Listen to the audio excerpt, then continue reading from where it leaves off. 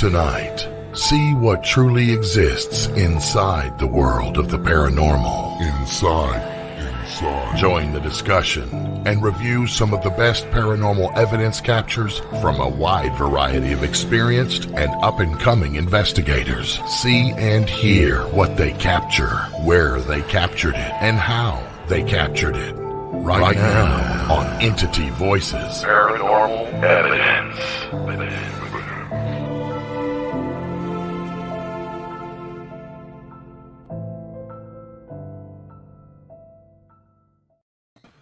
Hello, everybody, and welcome to Entity Voices Paranormal Evidence. I am Chris Allgood. I am Audrey Keeler. I am Tony Rathman. And I am Cherie. We got an exciting show for you tonight, but before you guys notice, we are missing a couple people. Yeah. I know. So apparently Ron and Lourdes did a 2-night Shanley Hotel investigation. They're Shanleyed out. They're Shanleyed out. They've got a paranormal hangover. And then Audra and I were with Southern Entities and Carrie and Piedmont Paranormal and Spirits of the Southeast. We did the USS North Carolina this weekend. We're got a paranormal hangover too, but apparently we didn't do 2 nights like Ron and Lourdes, so apparently kicked their butt. 2 nights paranormal hangover. Really? Yeah. Really, Ron Lourdes? You did 4 We did 4 with no sleep. No sleep. You did 4, and on the 4th night you did a live show. Yeah, we did. Feeling I good know. either. Yeah, they're not feeling good So either. we gotta talk to the 2. I'm just kidding, guys. Hope you give me feel a better. We hope you feel better. Wish you guys were here. That is Hey, Carrie. Carrie. Hi, Yeah, she put it in there. Facebook comes up as Facebook user for some reason. We don't know I why. don't know. Weird. Aaron. Hi, Aaron. Yeah, Aaron. For everybody watching, Aaron will be on next week. I know. Very Anthony cool. Simonelli. Yeah, we're gonna put a nice little spin on next week's show. I'll make sure I put it in the promo so you guys know what's coming. There's Anthony. How you doing? How you doing? So tonight, guys, we got a special show. For those of you that don't know her, you're not paying attention. We have Miss Julie Griffin. Miss Julie Griffin is a paranormal photographer and an investigator, and she is phenomenal if you guys have never met her. Her pictures are awesome. Her pictures are awesome, and not only that, she is just as awesome. Everybody say hello to Julie. Hi, Hello, Julie. Julie. Hello, everybody. Welcome. Yes, we had Thank you Julie. so much. You're very welcome. We had Julie on, probably getting close to a year. Last think November. Yeah. Yeah. So, 9 months, 10 months. We were on a different network at that time. So people on the UNX network are going to get a real treat tonight. Yes. Last time, Julie just displayed some amazing photos. So if you like photographic captures, you're going to enjoy this show tonight because Julie does, like Chris said, just a fantastic job of capturing things that are just eye-opening and phenomenal. Welcome back, Julie. Yes, welcome back. To our new podcast. Our new A station. new and old. A new station, yes. New station, old podcast. Same Yeah. podcast, not old. There's Aaron. Julie, yay.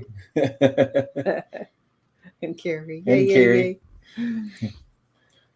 We got to spend some time with Julie when we investigated Tala. Julie was with us. We didn't get to spend a whole lot of time with her because everybody was doing their thing and doing the investigation, but Julie was there with us. It was fantastic. And we'll get to see her next month at Gettysburg.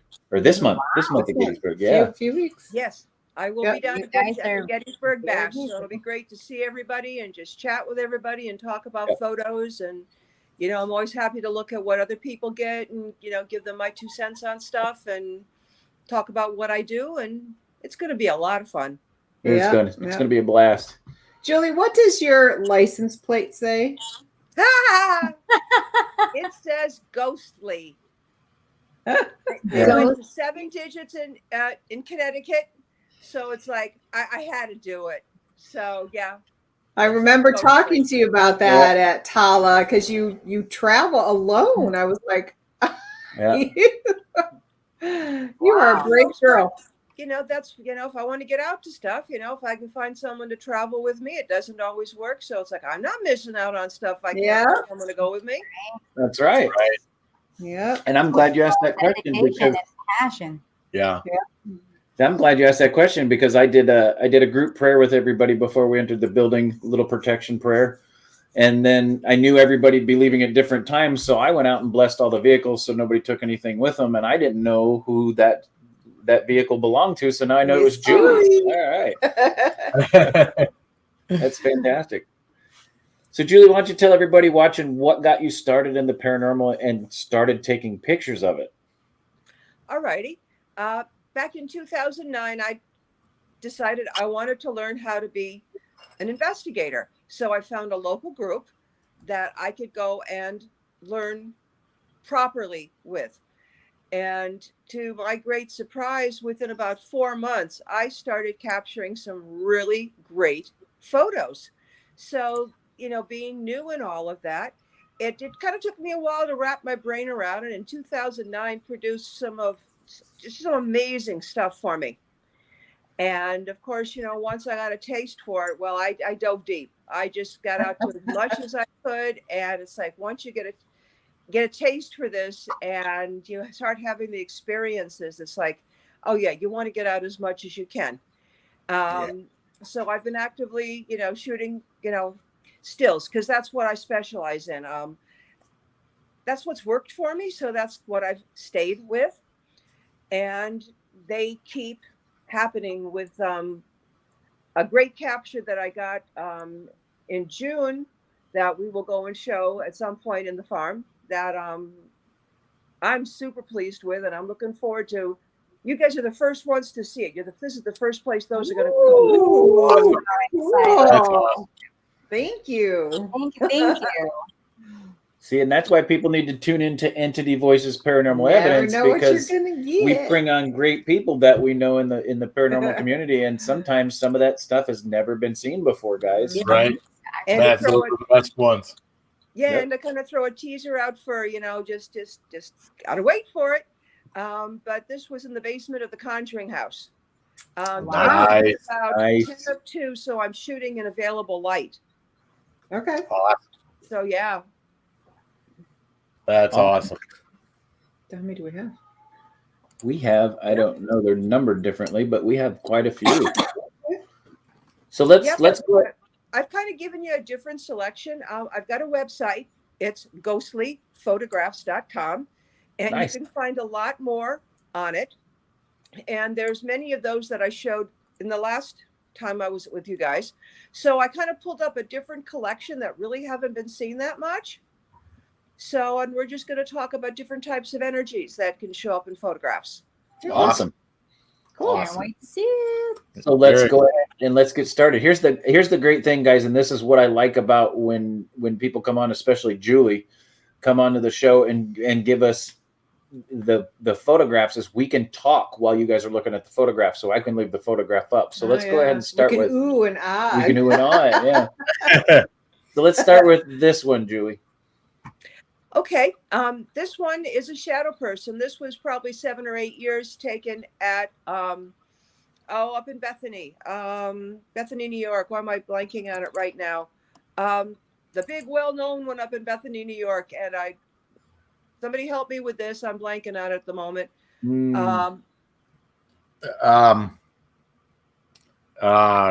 Hinsdale? No, that's not Bethany. No.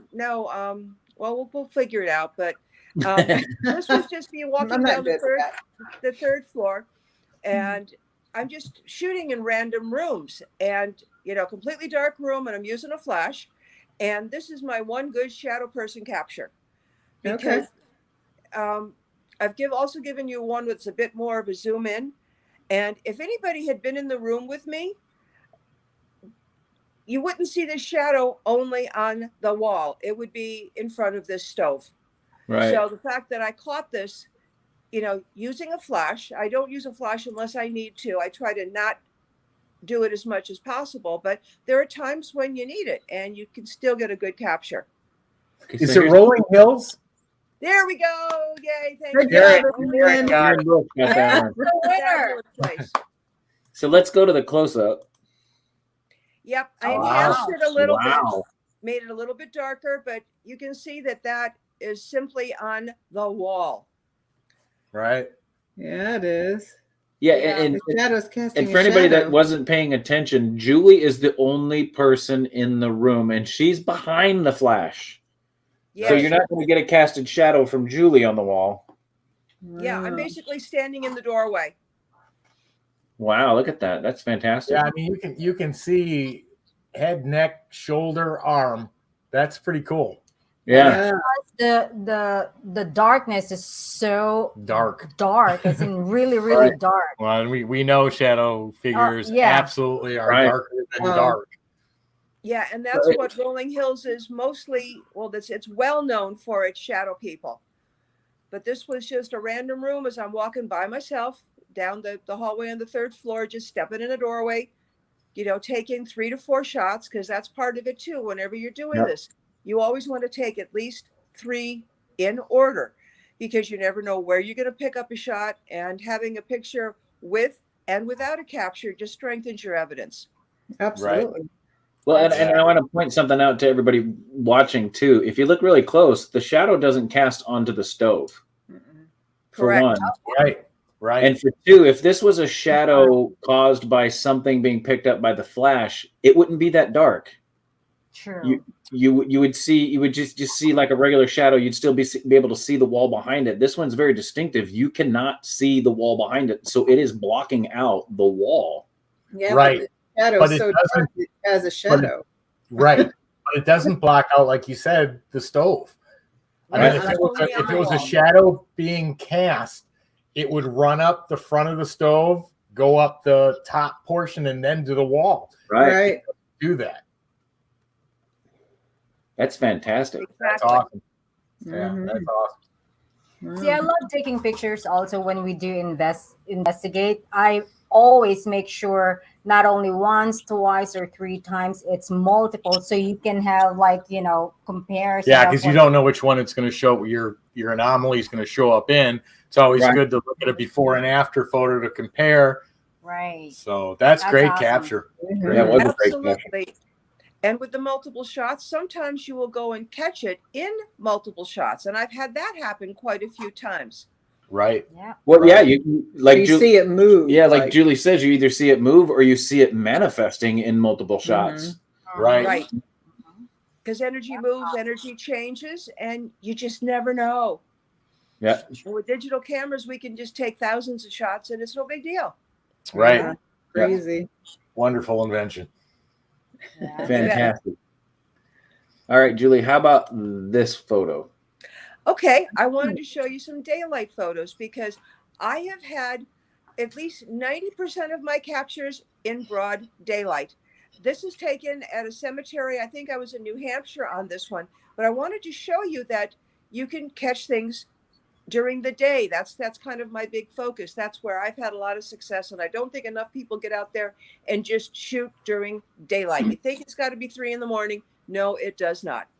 And if this was a bird flying by, it would look like a bird. I'm in broad daylight, Right. Yeah. but it's just got a fuzziness to it. So to me, this is a spirit manifestation that I just happen to, when you take, hundreds and hundreds of shots, you're going to catch something. Right. Well, and to Julie's point, it's when you look at pictures like this and you're analyzing evidence, guys, everybody watching, you need to pay really close attention to the resolution. If you look below and look at the headstones, Clear. they're perfectly clear. So Right. this isn't caused by motion of the camera. This isn't caused by anything else. The grass, you can see the blades in the grass. You can see the leaves on the tree. You can see the distinction in all of the headstones. You can see the rain marks on the headstones, the calcium marks from the rain. But at the same time, if this was a bird, you'd be able to pick out at least 60% of the form of the bird as it's going by. Correct. Right. And there's no hard form there. No, none at all. You can see the movement that was captured in the photo. Plus, I'm looking at the way that the sun's hitting the stones. So the sun is obviously off to her right, Right. shining down on the stones, because the shadow on that one tall one on the left is going to the left. The shadow's going to the left. Correct. So the sun wouldn't be in the lens. I mean, she's aimed.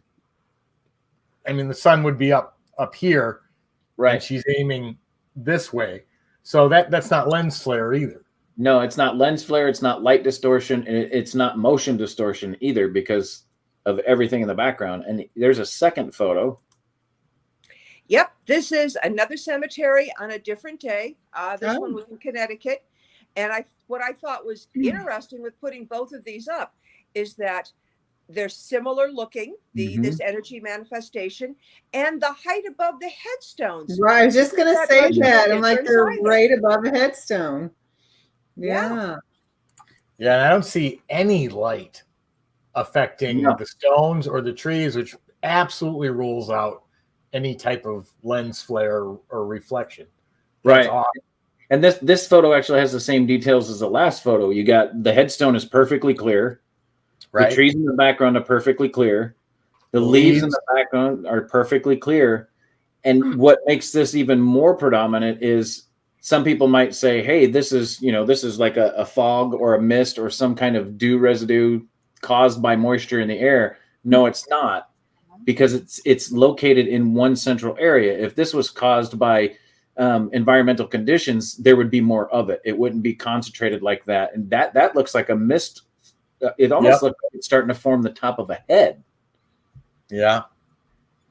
Yeah, I just look at it as an energy manifestation, and I'm just thrilled whenever I catch anything like this. I haven't caught that much in cemeteries, but when you get something like this, and just showing that daylight is a very valuable time to get out there and have fun. Yeah. That's awesome. Well, what's amazing about it too is Julie brings up a very good point, because we were actually talking to Scott at Piedmont Paranormal this weekend on the investigation that we were doing. Yeah, and it's translucent. Good observation, Scott. But we also talked. Speaking of Scott, we were talking to Scott about when can you catch when is an area haunted? Does it have to be dark? And we actually talked to Scott about this. That there were times we've caught evidence like at the Aho Hospital at 10:30, 11 o'clock in the morning. I mean, if the place is haunted, it's haunted. It's probably. It's basically the reason you do nighttime is to enhance your other senses, because your sight is limited, and it's easier to catch shadows moving at night and stuff like that. But for the most part, if a location is haunted, it's haunted. Bingo. Yep. That's fantastic. I love it when Julie comes on. Her pictures are phenomenal. She captures some amazing stuff, no doubt about it. Okay, so let's look at this one. Okay, nothing going on this one. I was doing a private home investigation that they were having a lot of crazy activity in. And I just wanted to show you how things can change. And I knew there was something going on in this corner. And I believe that there was a vortex here. So the next photo is kind of the what is going on. Oh yeah. Yes. All right. What is that? Wow. That's the big question, because you're seeing the photo before, and there was something going on in this particular part of the basement. And this is a big change in energy. And I believe I was looking at a vortex. Wow. And this is what it caught. You can just tell by how it's placed. This isn't a blur. This isn't a motion issue. This is an energy. No. Even with a still camera, I don't think you could move your hand fast enough to create this kind of a swirl of distortion. It is dizzying, Jonathan. Yeah. Well, and that's the most interesting thing about it. If the camera was moved, you'd have a straight blur, from one side, a motion blur from one side to whatever way it moved. This has a swirling motion to it, which would really be hard to do on a camera unless you literally spun it. But I know Julie's not doing that. She's been taking pictures for years and years and years. Yeah. So this is really interesting. Yeah, it's really different. So when you were there, Julie, did you feel anything like negative energy or something? Not so much negative, but when I was down in this part, it's like something's going on in this corner. And the people that I was there, they were selling the house because this woman's adult sons had been living in the house, and there was so much activity that it was freaking them out, and they couldn't even handle what was going on. So I came in to go and take a look at it, and kind of came up with an idea what was going on, and with the previous owner that was, and what he was upset about and everything else. So everything quieted down. A lot of it is, when spirits, they're just people. That's been my experience. Yeah. And they get upset. They, when things change, basically the house that we were at, there used to be like a dead end that went on one side of the house. And the city decided that wasn't going to be a road anymore. So all of a sudden, what had been the road that his front door was on went away. And where the road now went was more like a side door, a side porch type of thing. Wow. And just looking at the lay of the property, it's like, what changed here? So they're telling me, and he'd just been very upset about the city coming in and changing everything like that. And, he had passed, he was deceased, and kind of a funny spin on this one. And this one I've never told the homeowner about, but some of the dumb, stupid things that can happen is after I finished up there, I'd driven by a cemetery that had these angels with trumpets. And I thought, oh, this is really cool. I want to go and just check this out on my way home. Well, I ended up in a different cemetery. I'm in the back. And as I turned a corner, I still don't know how I managed to do this, but I managed to catch a tire on a small headstone that had a broken corner. And I tore the whole sidewall off the tire.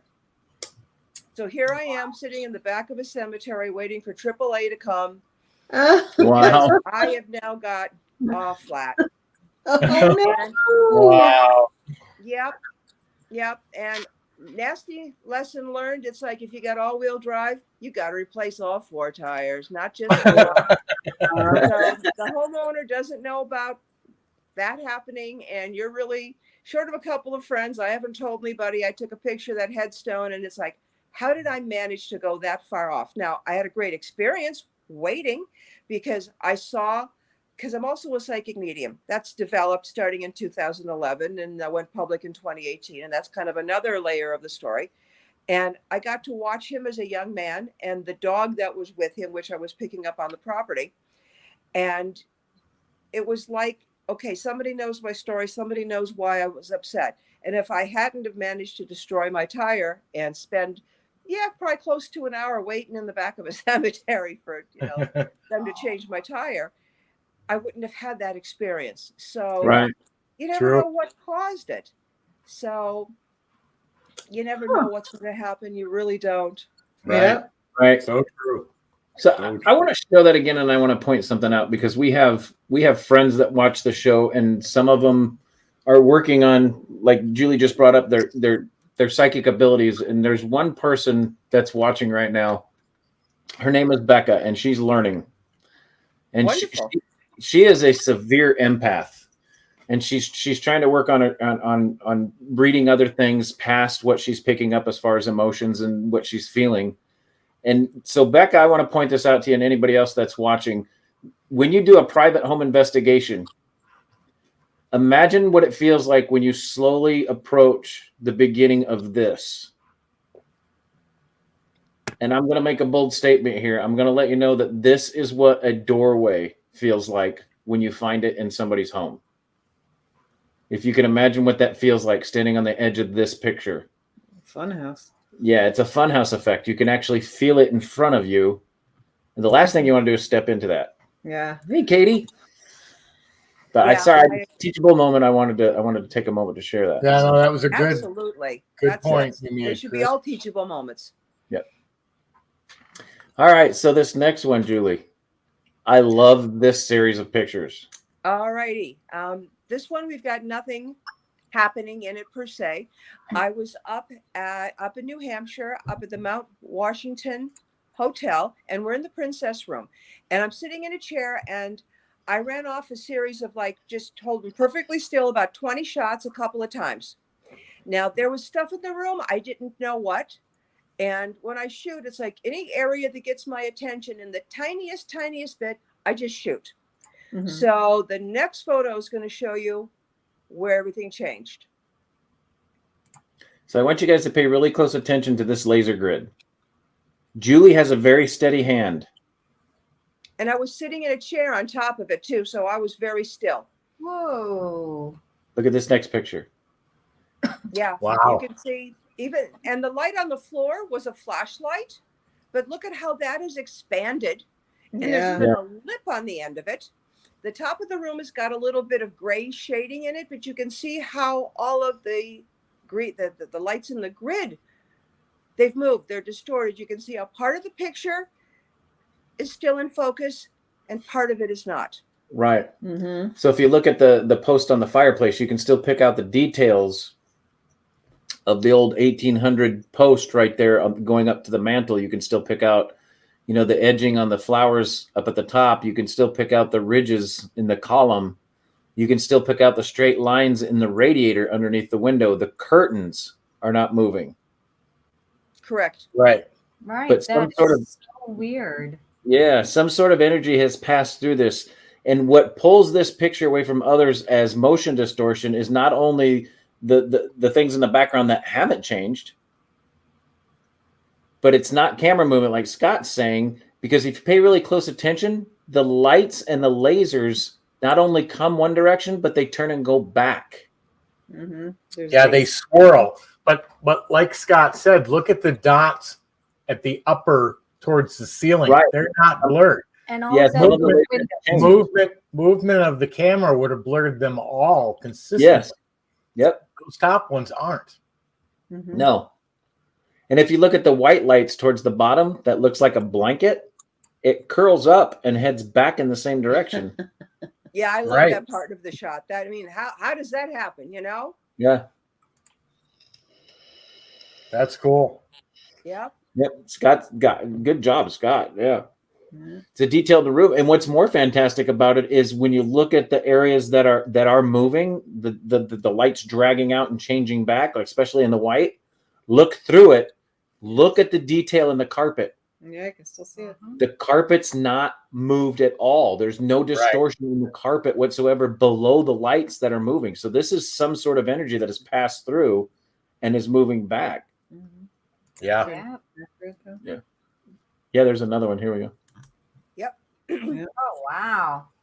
Now this Same is details. a little bit later on, because I've got in there the shot that was previous where nothing had happened, but you can see how the back of the room, you've got a lot more of that gray fogging, Mhm. and again the change in the green grid pattern, and just how the on the bottom you've got the white, you've got the green. There's just lights that have just moved. Again, some energy has affected it, Right. and something was in the room with us, obviously. Yeah. Definitely. Yeah. That's cool. Yeah, that is very It's cool. so neat. Is there one more that goes with that? There was Mm, the shot prior to it that has, there we Oh. go. Yeah. So there's your shot prior that There's like a 1, 2, 3, 4. nothing has Yeah, happened yet.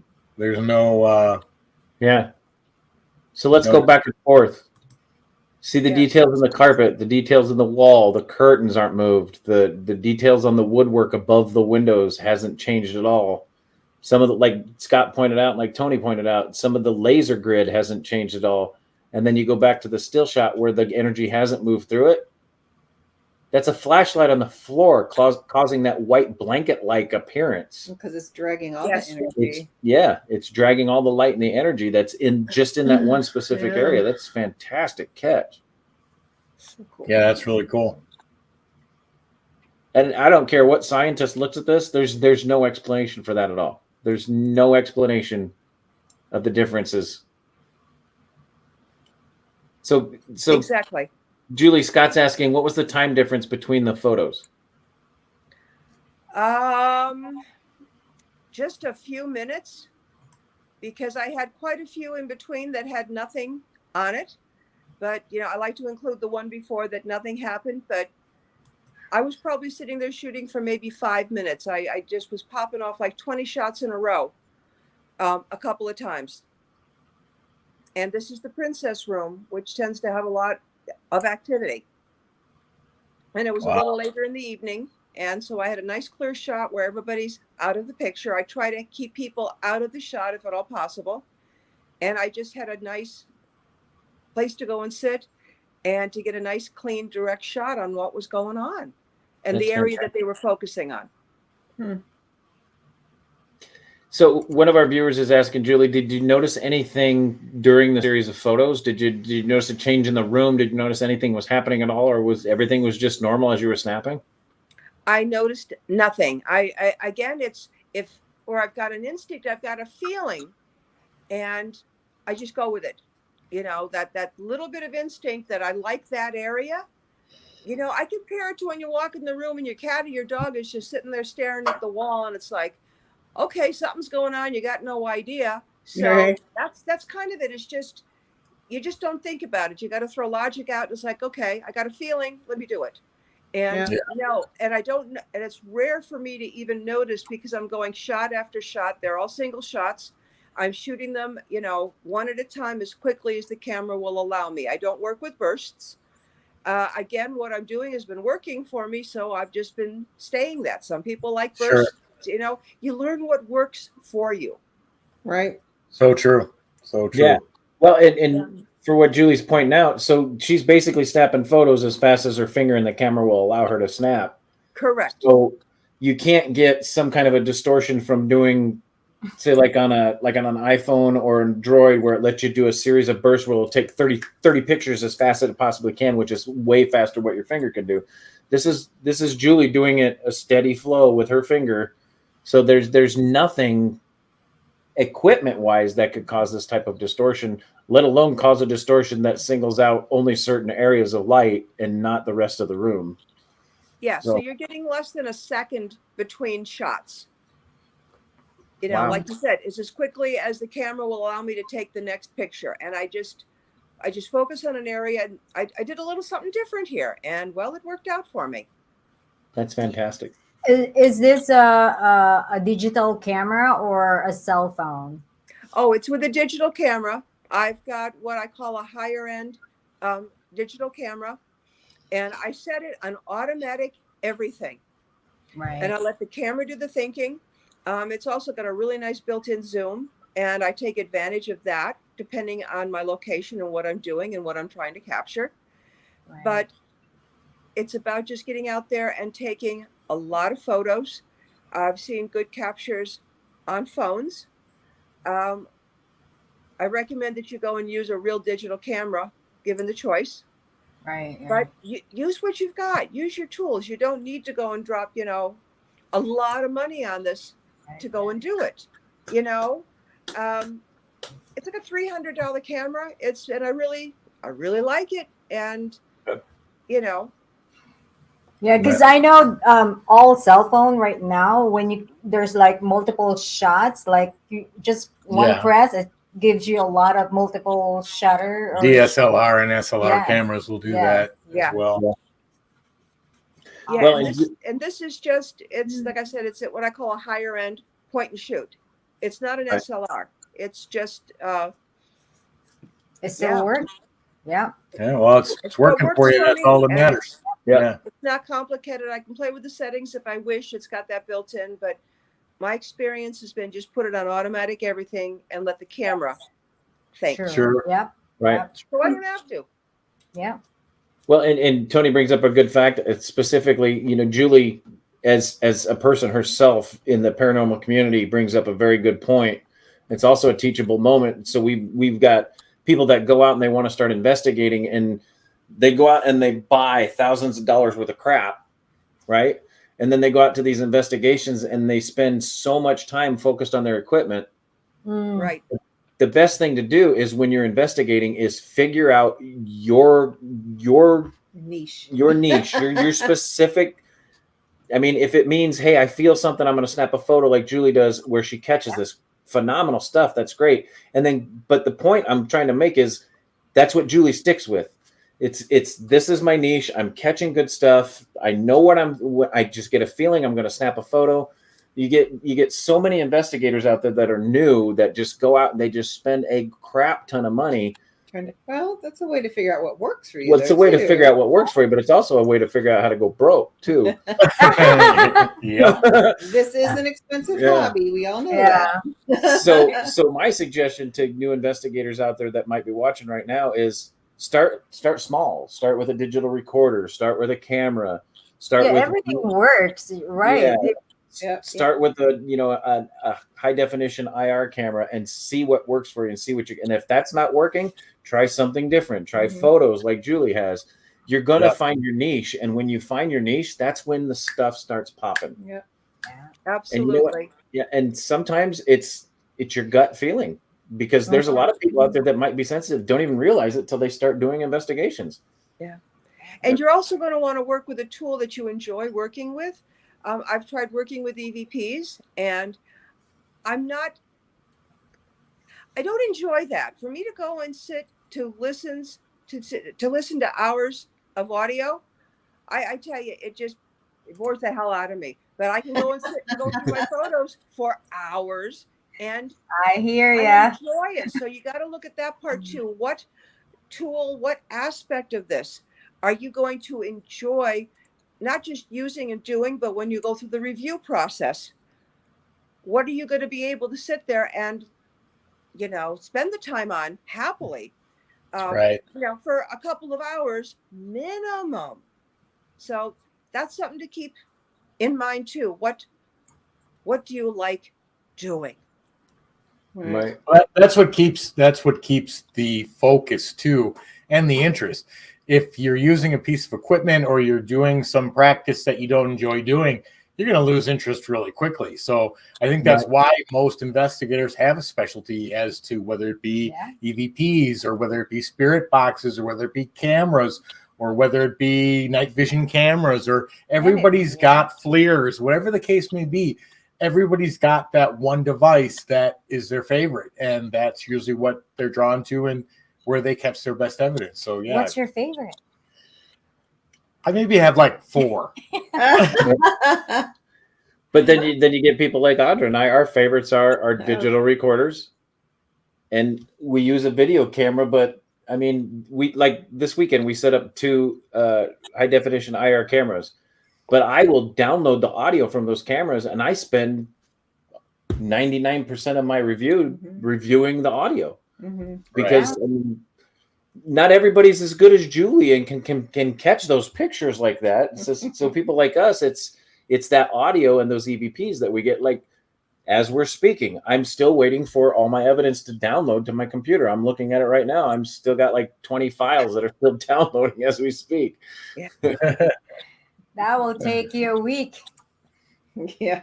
So that's the thing too. When you start using more than one camera, if you've got ones placed in other areas and you've got multiple recorders and you've done a 6-hour investigation, well, you start multiplying that by 6 cameras, by 6 recorders, by 6 hours of DVR on 4 different cameras. You can spend a week going through an 8-hour investigation. We had 3 digital recorders, 2 cameras. I still haven't gotten what Audra was videoing the whole time. I have an EMF detector in my phone. So that's what I live by. So I have 42 hours of review to do on my own without Audra stuff. Oh, wow. And I haven't I've been downloading for the last 3 hours. Yeah. We did a 6-hour investigation of the Globe 1906 or whatever courthouse. I haven't touched it yet, but there are literally, I bet you there's 24 hours worth of material to go through. No, more than that. Yeah. 32. Yeah, that's all stuff to keep in mind. Yeah. Yep. But the one gentleman made a good point. He does video Devil Hours Productions. Yeah. Now Productions is Oh, that's Matt. Hi, Matt. Oh, is that Matt? That's okay. Matt. Yep. Okay, so Matt has a very good point. The productions portion. Yeah. So when he spends a crap load of money on equipment and stuff like that, he's going to be building documentaries. He's going to be building specials to put on YouTube. He's going to be doing all kinds of stuff that he's going to put out there for the public. to where we're just doing it for, you know, we'll show some of our evidence on this show, but for the most part, we're doing it because we love the paranormal. And I'm sure Matt loves the paranormal too. He goes way beyond what we do with production portions of it. So, well, it comes down to the right tools for the right job. right, Yep. exactly. Absolutely. So, Absolutely. Julie, we did have one question for you. Carrie was wondering what made you decide to come out of the closet as a psychic medium. I spent enough time. I had an experience in Gettysburg in April of 2011 during an investigation that was pretty intense and kind of disturbing. And the next day I'm seeing dead people, literally. And it just didn't turn off. It was a tough few days, to the point that I'd been down there for a convention, and with a friend, we were going to stay a couple extra days. And it just kept happening and kept happening, to the point that I was vibrating. I just couldn't take it anymore. We literally packed up at 9 o'clock at night and drove the 6 hours home. Wow. And it took me about a week to come back to normal. And you just kind of give it time to start wrapping your brain around what has happened. And I mean, I've had psychic abilities all my life, but nothing like this. So between just taking the time to learn some more, to take some classes, to work with other mediums, to start to understand this, to go and get the practice in. And it changed from just seeing them to seeing them move. Then the messages came in, and kind of a long story short, I'd had enough practice and things were consistent enough, and I had the confidence. And in 2018, I went public because I can do this on a regular basis. You know, I go and read at a few psychic fairs every year. And it's something that, and I've had a lot of growth in the last 6 months with taking some more classes. So it's something that I really enjoy doing. And it's just another aspect of it, but it's been an interesting ride. Yeah, I would imagine. Understood. Yeah. Understood. Great advice too, for especially those that are just discovering that they're catching stuff like Julie did. It's hard for somebody that's been sensitive their entire life and knows how to control it to explain to people that are just discovering it. So like I've been catching stuff since I was a kid, and it's hard for me to explain. I can only explain to people how I deal with it. It's an individual thing because everybody's energy is different. So get a lot of advice from a lot of people and work on yourself is basically the easiest thing to do. Yeah. And it truly is different for everybody. That's one thing that I did with spending kind of about a year actually working with a spiritualist church, because there you've got a lot of very good experienced mediums, and just learning that everybody is getting messages in a different way. I have yet to find two people that the process and everything that goes into it is the same. It just isn't. So you just got to believe in yourself, follow your instincts, and it's going to be a little bit different for all of us, but it can be done. You know, I kind of think of myself, I'm a late bloomer, but you know, that means I've got more blossoms yet to bloom. So that's right. my attitude on all of this. And I just keep enjoying watching, you know, something new pop up every so often.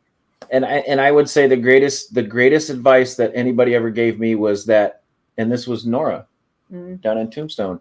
It's nobody ever has all the answers. Bingo. Right.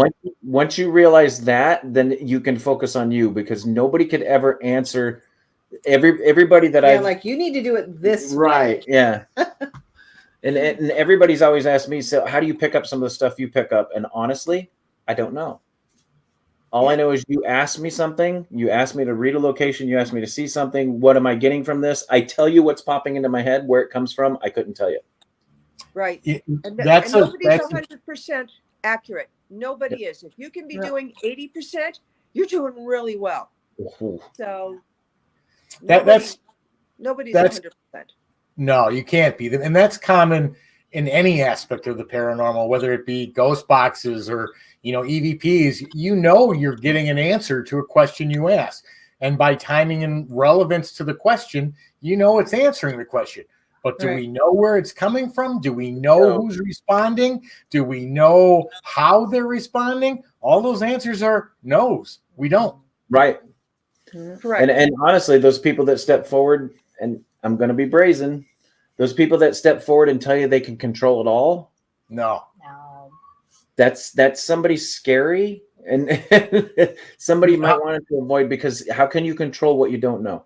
That's exactly what I was going to say. How can you control something you don't even know how it's occurring? You can't. Yep. No. All right, so let's get back to Julie. That's what it's about. Gig, that's right. That's right. Aaron said if we had all the answers, we'd all need a new gig. That's right. That's so true. All right, Julie, tell us about this one. All righty. I'm in the basement of the Conjuring House. This was in mid-June. I had gone for a day tour, and Aaron was with me. Oh, nice. Nice. Everybody, Tiffany Rice was there too. And if you know much about the Conjuring House, and they know about the well in the basement, now I'm just shooting down the hall. I'm outside. Everybody is in the room on the right, but I am alone in the basement. So this is the there's nothing there shot. So it's 10 of 2. It's just timing and such, because Aaron had never been there. So we went up and literally, booked a ticket for the day tour. And it was a great way to see the house and the property, when you have a limited amount of time. But I got quite a wonderful surprise. So let's move on to the next one. And if you look at the right side of the picture, now the rest of it's in focus. Wow. Someone or something has stepped out. You've again got that white streak of energy.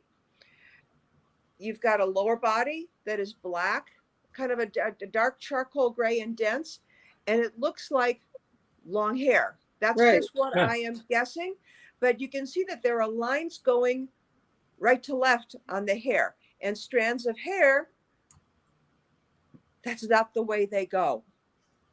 Now the rest of the photo is look. I see it. It's in focus, so it's not a blur. I see a hand, baby. Where do you see the hand? Right there. Yeah, right there, the purple one. Does it look like a hand?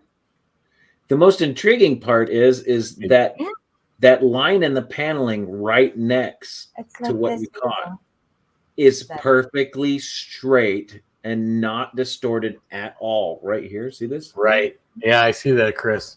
Yeah. It looks like it's in a formation phase, meaning it's only partially formed, but I can see the hair. Yeah, I can see the outline of the body. I'm not sure what that white energy streak is, but it's definitely, something. I don't know. I don't even want to guess, but that's really amazing. So a lot of people that have watched The Conjuring and read some of the crap on the internet about the Conjuring house would go, is that Bathsheba? No, that doesn't that doesn't have the right form. It doesn't have the right dress. It doesn't have the right age period. But you guys got to remember that the Conjuring location, the farmhouse, the land around it is almost similar to a Skinwalker Ranch. Yeah. So here's another picture that's a little bit closer up. Yep. This is cropped in. I have made no changes whatsoever. I haven't played with the I'll adjust the light, the brightness, the contrast. This is just a crop because I like to show the full shot. So this is just a crop of the original. Yeah. So Julie, sorry, go ahead. No, I'm just saying there's no changes even. I didn't even need to make changes in the lighting or the brightness, which I will do. I will adjust my shots that much to go and bring out details, but there's plenty of detail in this.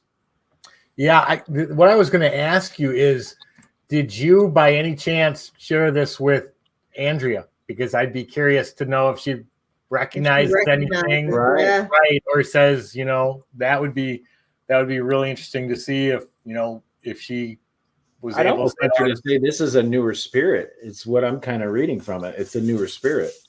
I have sent them to Andrea. She hasn't said too much, but she's also very busy. She did acknowledge them, and her answer was more so kind of a wow, beautiful. We don't know who it is. I mean, like you said, you know, so many people have lived there, been on the property over hundreds of years. Knowing who someone actually is pretty darn rare. Right. Right. But True. somebody was there with me. No doubt about that. No doubt. So there's another one. Yes. Now, here's the full shot. This one blurred a little bit. But if I notice a shot blurs, I always make sure I take a shot after. Now, you can see there's something going on the right there. And this is just a straight crop. Now, I'm loving this shot because where did all that color, for starters, come Wow. Mm-hmm. and it kind of looks like a hand. Yeah. But you notice something that's unique that I've never caught before in a photo. And I'll tell you in a second if you don't spot it, because it kind of like blew my mind when I saw it. There's not a ring, is there? There's a shadow on the on the wall. It created So this was a actually shadow. So this started as a formation in this picture. Yeah. Oh no, it's the same picture. Yeah. That's the full shot. And Yeah. then this one is the crop. Then that one's the crop. Make it a little bigger and a little easier to see.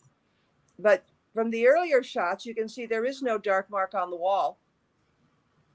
No, Yeah, there's That's fascinating because I think Jonathan said, well, you can clearly see the hand, but yes, it looks like there is a ring and it would be on the correct finger Like right at the top. That's fascinating. wow. But what's more fascinating about this picture is the coloration. Yeah. Yeah. It's I've almost never reminiscent of anything like this.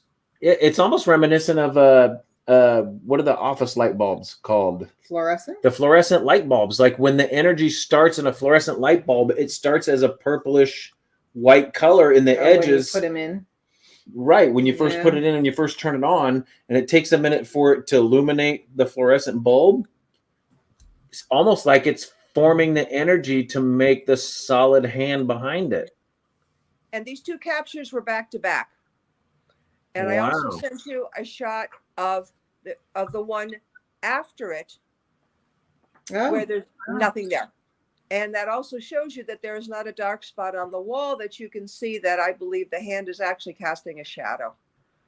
So I'm loving having some people that know their stuff, really looking deep into these and really analyzing them. And I have put two and two together that there's could be a ring on that hand. I only caught these in was mid to later June. They're new and very few people. A couple of friends have seen the photos. Obviously, I shared them with Andrea and with Aaron. And this is the first time I've been public with them. So here's something really interesting, and you guys have been seeing me flip back and forth, and I apologize for that, but look at this one, which is before it's cropped. Look at the stool or the table in the center of the room down towards the edge. I'm glad you saw that. I wondered about it too. You look how it has a tilt to it. And then go back. Look at that. Yeah. I had noticed that the shot had blurred, and a lot of times whether the focusing isn't correct or whether a blur can go and show that there's some kind of an energy happening. So Right. that's why I took extra shots, and I'm so glad that I did. Because I don't look at the photos as they happen. You know, I want to, as I put it, I want to stay hungry. I want to keep shooting and keep shooting. I don't want to look for a capture yet Right, until I'm but done. the reason I wanted to point that out is because it's almost reminiscent. Could spit it out, Chris. I always have trouble with one word during the show. To the energy to this one. Now let's go back to this one. And then let's look at this one.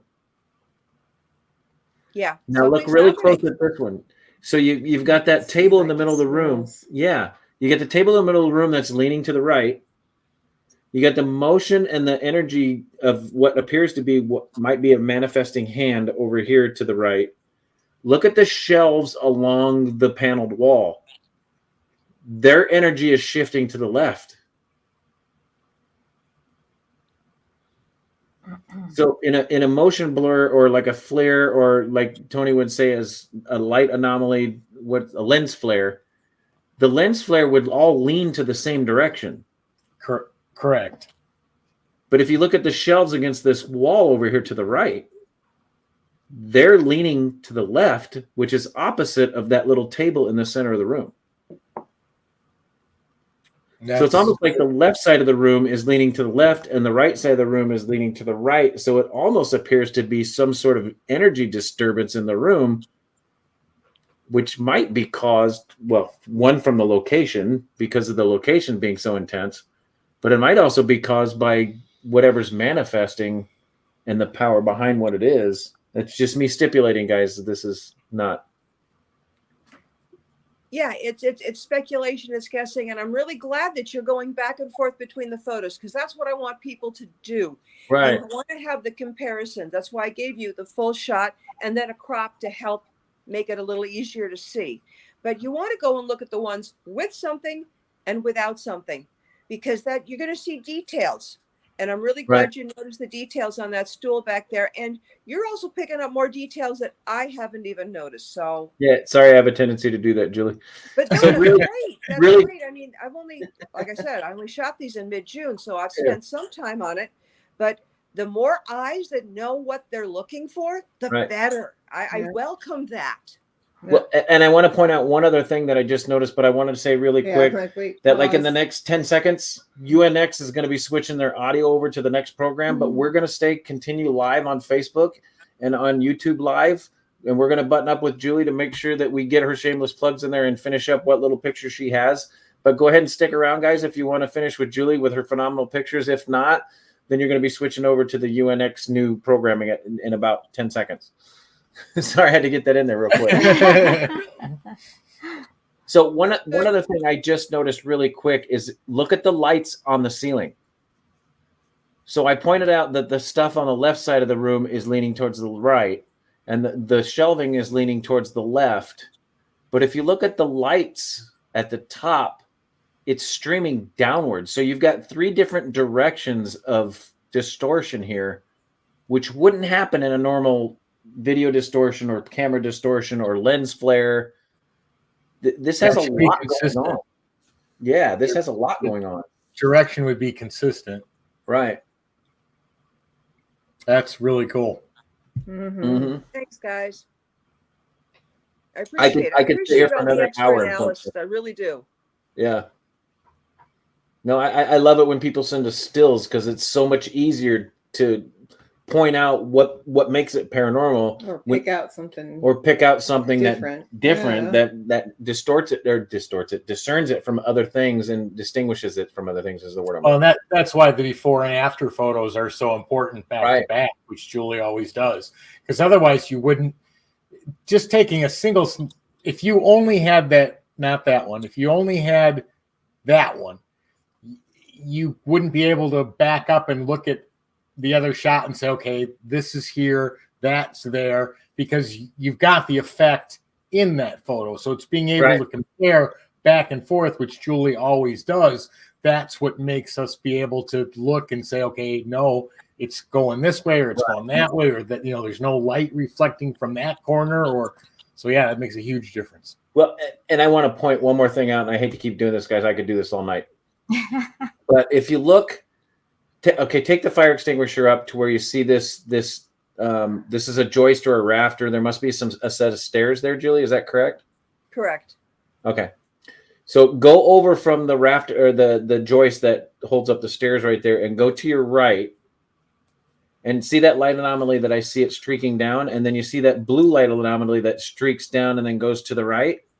And then next to that, you see a light anomaly that travels along the floor rafters, which is the ceiling of the basement. There's another light anomaly that looks like it's waving along the rafters. Do you guys see those three different light anomalies at the top? Yeah. Now, look at that picture. There's nothing in that area that would cause those. There's no lights up there. That's true. Yeah. There's not. No, there's not. So there's from between this picture and this picture, there's so many different things that classifies this as paranormal because there's not. So you're looking right up at the. I wish I could show the pointer. So between what appears to be an air conditioning or a heater duct right here to the right, and that joist right there for the stairs to the left. Basically, top center of the picture. Top center of the picture. Right. There's 3 different light streak anomalies there, and one of them looks blue with a little square in the center of it, and then it turns white and jots off to the right. It actually comes all the way down to that light anomaly in the back, whatever that is. But then if you go to the clear view, there's nothing up there except wires that would cause that. Mm. And even the wires would. Point. It's a good point. So that's a way interesting picture when you start picking it apart and analyzing it. There's a lot there that is unexplained. Many layers. Many layers. Yes. Great catch, Julie. That is a great catch. I love picking Thank these you. apart. So fantastic. Yeah, I was really excited that this is the best capture I've had in quite a while. So I'm really pleased with these and to share it with you. It's awesome. That is cool. That is way cool.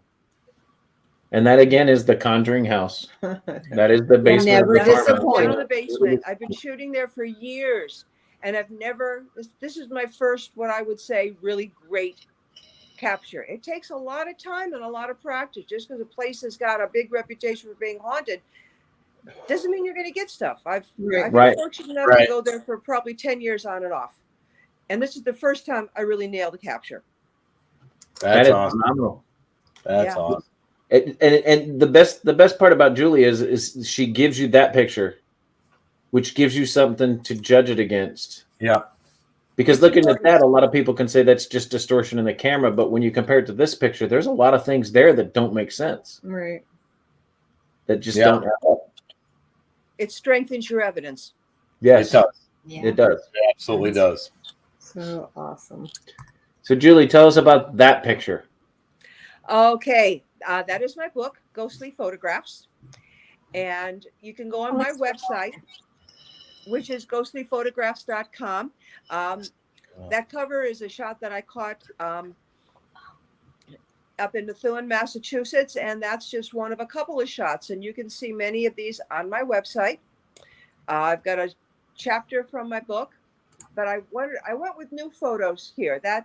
It's been, a few years, and I think it's time for me to go and come out with a second edition. And that's, I'm going to see if I can pull that goal off maybe by the end of next year, because I've got new stuff to put out there. And I never imagined writing a book in my life. So Right. Yeah. I think it's time to do it again.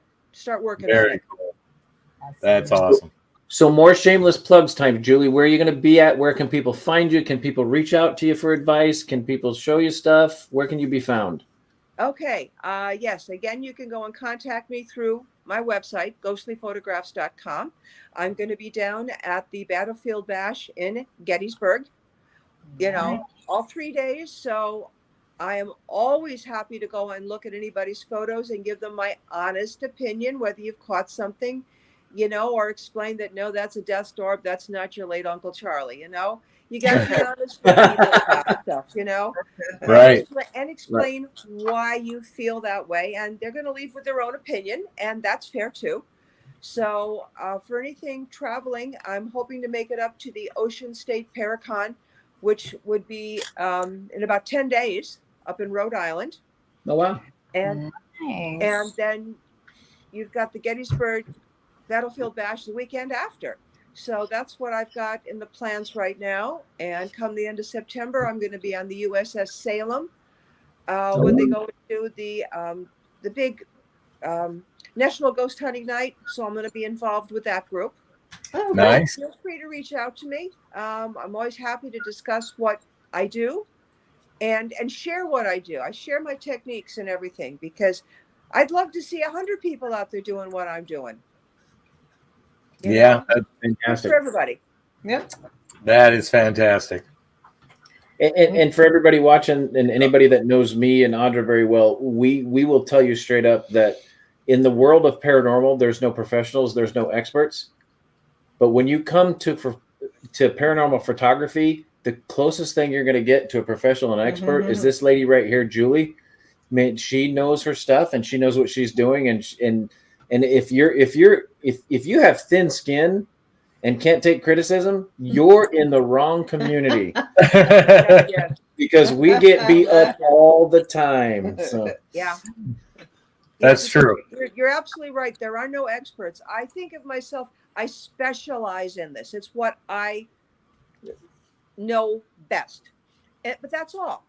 There are no experts. There are no absolutes, but you can go and have something that you spend a lot of time and you just say, this is what I specialize in it. And that's how I approach it. It's what I know best. It's what I do. Yep. Perfectly said. Yeah. And anybody that's going to be at, if you're coming by the Battlefield Bash up in Gettysburg in a couple weeks here, and you get a chance to meet with Julie and talk with Julie, she is a phenomenal person. She's great to talk to. She's not unapproachable at all. She's a fantastic person. So anybody that's going to be at that Paracon up there, feel free to stop and talk with Julie. We'll be up there. Unfortunately, Tony and Cherie won't be able to make it, but Ron and Lourdes will be up there. So, but for Julie, I mean, honestly, she's just a great person and a great human to talk to. So she give you great advice. So if you're up there, feel free to stop by and talk to Julie. Sorry, Julie, I'm volunteering you. You're absolutely right, because I enjoy it. Yeah, I'm a very open person about what I do, and I like encouraging people and sharing what I know. And I'm more than happy to go and talk somebody's ear off or listen to what they have to say.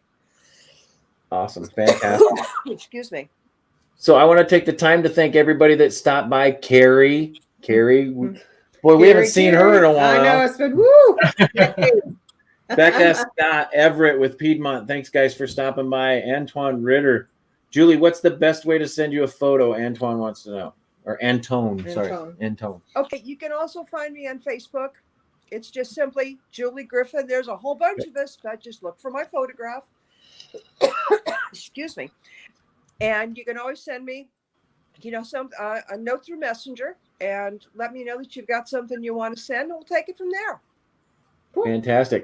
Melissa Blackman, thanks for stopping by. Aaron, you're phenomenal. We can't wait to talk with you next week. Of course, Carrie was here. Yeah, Aaron does rock. Does. Scott with Piedmont. Scott is a fantastic. Yeah. Katie and Steve Holte were on the night. Holte. Lourdes was there too. Yeah, Jonathan. Matt with Devil Hours Production. We got Jonathan A. We've got, who else do we have? Sorry, guys, I don't get to see this. Anthony Simonelli, how you doing? We're going to see him at Gettysburg, too. I'm sure, Julie, you'll see him. Absolutely. Yeah. Wendy Hayes was on. There you go. Thank you, Tony. Rebecca Jackson. I think you said that already. Yeah. We had a good group of people tonight. Yep. Always have a great group of people. Thank you guys for stopping by. Mm-hmm. We will be here next week with Erin Bush. Yes. There's gonna be a little bit of a different spin on next week's show. She's so excited. She I'm says, excited. "Look at that! We're excited to have Erin on." We're excited to have her. Yes. Yep.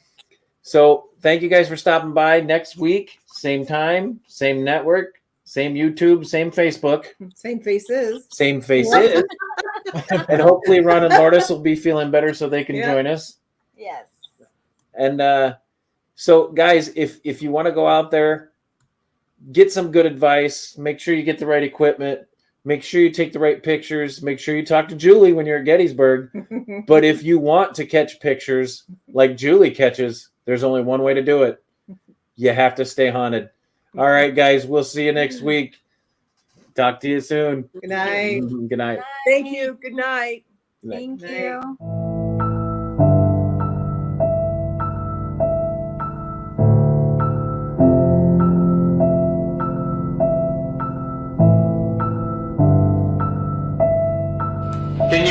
Can you give me a name? What's your name?